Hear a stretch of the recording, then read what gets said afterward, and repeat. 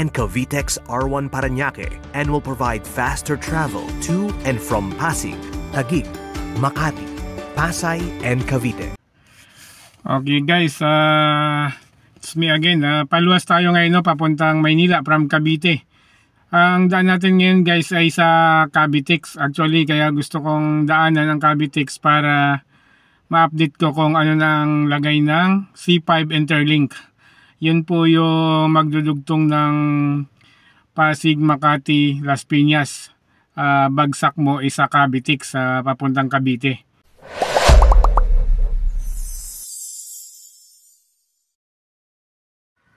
Okay guys, andito tayo ngayon sa Kawit, sa Antero Soriano Highway, no, sa may Binakayan to. Ang tawag nila sa lugar to, Binakayan. Yung pa kanan pa Bacoor, pa kaliwa pa Nobilita. So diretso lang po yung pa Cavitex.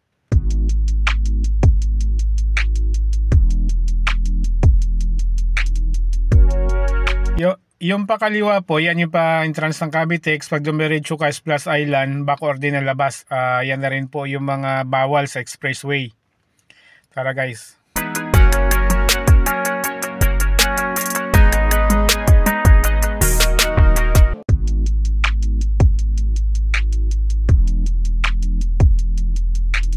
Pag rush hour guys, medyo mahaba ang traffic dito sa papasok ng tollgate, no, lalo na po yung mga nagbabayad ng cash.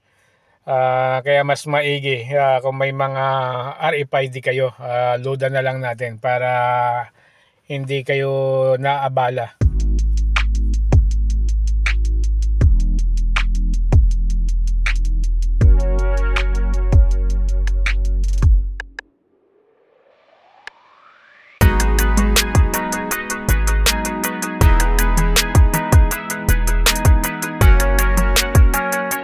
Paglagpas mo ng tollgate guys, ang ganda ng view rito, no? Diretso yung daan, tapos kaliwat kanan mo, may dagat dyan guys. Yan yung mga Pogo building, no? Dating Island Cove. Diretso lang guys, basta sa kaliwa tanaw mo dyan yung Cavite City. Tapos dito naman sa kanan ay yung Bacoor. Ayun guys, may nakasabay tayong lady rider na pink big bike. Wow.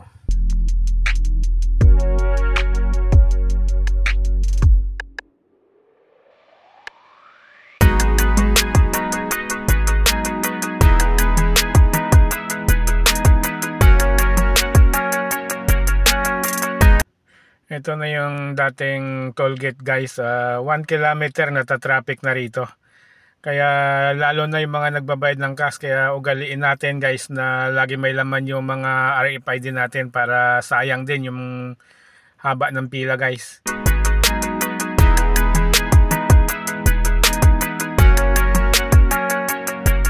Paglabas mo ng toll guys, may matatanaw mo na yung bridge ng C5 Interlink. Nagkaroon na po ng bridge. Pag natapos to guys, ito na magiging itsura nito. Yan, may pa Cavite, pa Manila. Ang ganda guys.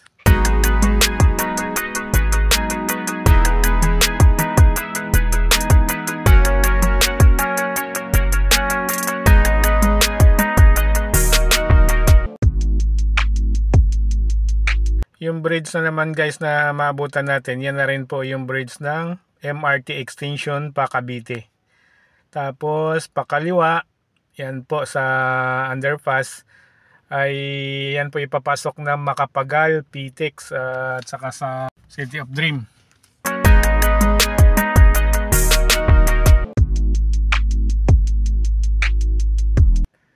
Ayan guys, ito na po yung dulo ng Cavitex, no? Pakaliwa, rampa Panaiax, pag diretso Roas Boulevard, pag kumanan ka Naiya Road. Ayun guys, yun ang huling update ng C5 Interlink, no? May bridge na. So siguro madali-dali na lang yan, madadaanan na. Malaking kaluwagan niya sa mga nanggagaling ng Pasig, Makati, Las Piñas na papuntang Cavite o papuntang Batangas. Malaki-laking kaluwagan yan, medyo makakabawas ng traffic. So yun guys, bago ang lahat, huwag nyo kalimutan i-like at subscribe ang aking YouTube channel. RPX Motovlogs. Maraming salamat guys.